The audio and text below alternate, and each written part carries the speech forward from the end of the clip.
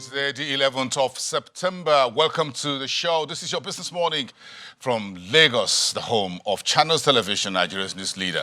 I am Bosin Omafai. Let's get the show started. Nigeria's 2020 budget was explained yesterday by the Minister of Finance, Budget and National Planning, Zainab Ahmed, who outlined what the country will spend in the next calendar period. All that out of the country's MTEF, that's the medium-term economic framework for expenditure framework, for 2020 and 2022. So this is the first year budget appropriations out of the new MTEF outlook period 2020 to 2022. This is very critical for Nigeria as the year 2020 rolls in a couple of months, and this is getting the new year started. The Minister of Finance, Budget and National Planning says a budget headline figure of 9.79 billion naira will be presented to the legislature for their considerations and our likely approval. But let's just see what you're looking at on your TV screen to break it down, what to call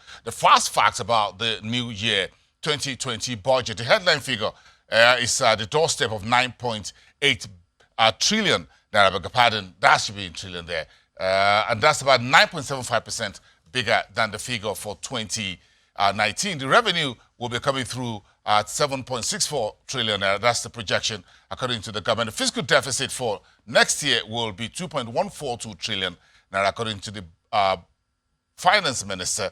Oil production, of course, scaled down from 2.3 million barrels per day for 2019 to 2.18 million barrels per day, which the minister says is more realistic.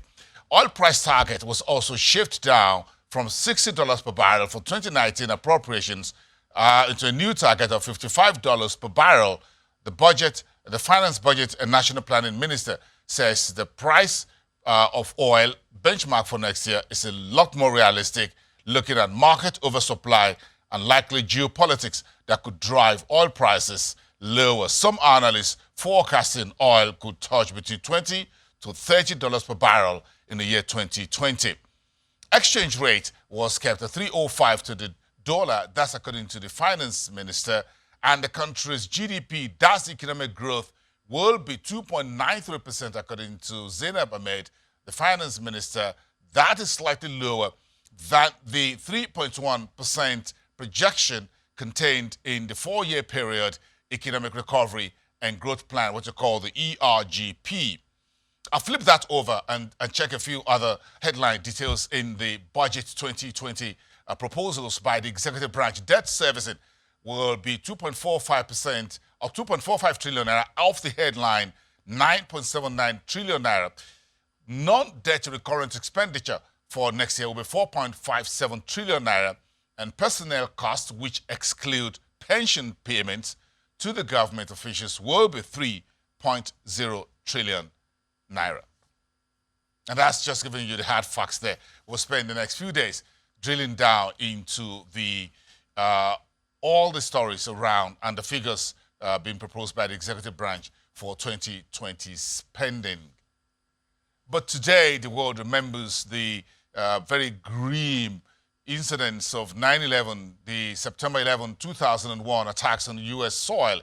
Since then, it's been counting the costs, or what they call the economic costs, of the terror attacks. According to Investopedia, the estimated direct economic cost of 9/11 attacks in the U.S., including the indirect effects of the stock market volatility and the loss of tourism dollars, was put at $2 trillion US dollars. Since 9/11, economists and others around the world and analysts have been trying to look at the economic cost of terrorism and how does it impact on our way of life, GDP, and a few other things. These are the few key takeaways from research done by Investopedia. It says the first, the key takeaway is one, there's a direct economic destruction, which could be in terms of buildings, motor vehicles, and business places, and other places. So the first line of economic cost of terrorism has to do with economic destruction directly. Then you talk about diversion of resources to bolster military and defense, and this is where speaking about Nigeria comes in.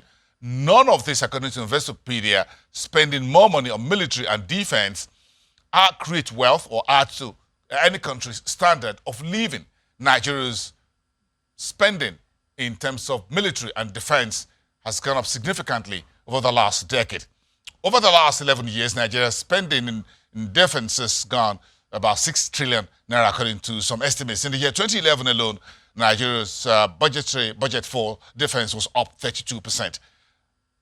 Terrorism also impact markets, increased markets uncertainty. Investors are scared, they are jittery. Also, you have the impact on insurance, trade, tourism, and of course, less foreign direct investment into some jurisdictions which are hammered by violent terrorism. And of course, governments reacting and nervous citizens may give up economic and political reforms. So that may result in higher taxes, government deficit, and higher inflation, and of course, higher political risks. All of these are what some analysts are contending with today as the world remembers those sad and deadly events on the U.S. soil, 9/11, 2001. But let's come back home and check through our marketplace. The Nigerian stock market still in a weak sentiment, still pervading. The market was down for the second trading day of the week. Let's check in on our markets too with Temple Ashaja, our business and markets correspondent, live from our studios downtown at the Nigerian Stock Exchange. Temple, good morning. This is your story about how the market has been since the start of the week. But of course, we have a number of stories in the news, in particular from the insurance subsector. Those folks are getting their acts together to get their recapitalization done and dusted as the regulator sets June 2020 as the deadline. Good morning.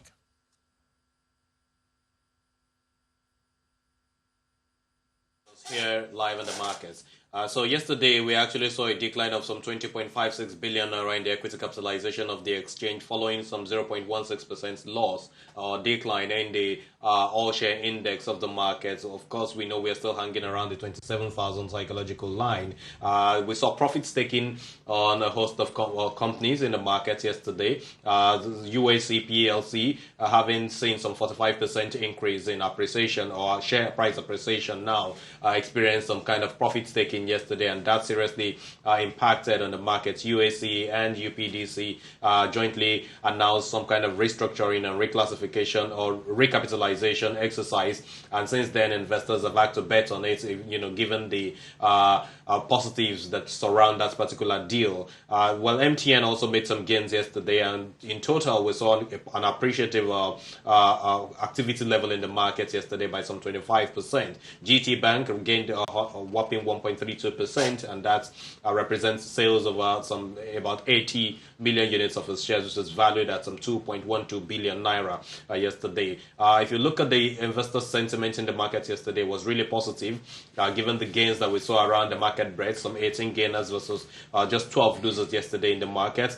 18 gainers topped by UAC Properties, which gained some 9.26%, and of course Thomas White lost some 9.52%. So going by the sectoral performance, the banking sector was in for good yesterday, closed in green. All the tier 1 names that you have under that sector actually closed positive, and that's how we recorded 1% gain for the banking sector yesterday. If you look at the consumer goods, USA and Nestle impacted that sector very negatively. Industrial goods segment of the market, we saw some profit taken on CCNN, and of course some sell-off on Dangote Cement. Insurance sector of the market saw some kind of negative sentiment there, that due to some kind of profits taken as well on Continental Reinsurance, and of course oil and gas was down by 0.19%, given the sell down that we saw around the share price or the stocks of Forte Oil. And if you look at the energy stocks on the page 1 there, Forte Oil was the only company that actually experienced some movement, but that movement was really negative by 3.45%, down to 14 naira. Let's move on to the NASD OTC, where we had an addition to the index yesterday. The NSI, which is the NASD Securities Index, was up yesterday 0.32%. We saw trading on CSCS alone, which saw some 485,000 units of its shares, traded yesterday and closed uptick some 0.07% at 13 naira 49 kobo. For the fixed income side of the market, activity was quiet. We saw yields advancing on a few benchmark bonds by some 8 basis points on the average. Yields on March 2025, 2026 securities rose. March 2025 security was up some 49 basis points, so 14.34% at the secondary side of the market. While for the third consecutive time so far, we're seeing positive sentiments around the treasury bill side of the market, albeit the fact that investors are investing cautiously at the short end of the curve. We saw the demand remaining strong at the short end of the curve yesterday. Yields dipped by some 26 basis points on average, especially on the 93-day day to maturity paper. That will be a paper expiring sometimes in December, kind of represented here by the 26th of December 2019 security boson. A very interesting wrap up of the markets trading day on Tuesday. But if we get back to the equity space where the insurance folks are the one who's making most of the headlines, I found that very interesting. Tim, I'm sure you want to have some conversations with Adedayo Bakari from Afrinvest about the insurance company. I just saw the notification by Veritas Capital saying the immediate past CEO from GoldLink Insurance PLC, which was also listed on the exchange, I just stepped over to become their new managing director of Veritas Capital. This is a very interesting time for insurance folks. I'm sure there'll be a lot of headhunting. Get the best team on, get a lot of money in. It's now gone to what you call the survival of the fittest. That's what I think. Yeah, that's why we've got Adedayo Bakari here, who's, of course, one of the research analysts with Afrinvest. Thanks a great deal for joining us this morning on the show. So talking about the insurance side of the market, we've seen some kind of, should we call it a rejigging or basically change in leadership. It started a few weeks ago with ICO Insurance, where we saw Tunde Fajamiroku now being the MD of that company. This week, we've also gotten the announcement of one of the former CEO of GoldLink Insurance. That will be Kenneth Egbara, who is now the CEO of Veritas Capital. We're seeing all of these change in leadership. What does that say about the recapitalization exercise in that sector? Okay, I think it's really interesting, and I feel given the new capital requirements that is going to be effective by June 2020, it's actually very essential for insurance companies to come up with a new strategy to see how they can maybe align with or meet the requirements or even measure other companies. So that is why it's really interesting to see change in leadership, and for us as analysts, it's going to be interesting to see what the new management, what they are going to be doing for the respective companies. I mean, the insurance sector is set for a very big shift from 2020 onwards, given the capital requirements, and especially in light of the opportunities you have in Nigeria. In terms of, when you think in terms of insurance penetration in Nigeria, it's still very, very poor at around 0.3% of GDP. If you go to Nigerian peers in Kenya, in Ghana, in South Africa, even in Egypt, you find that they are doing relatively better than we are doing.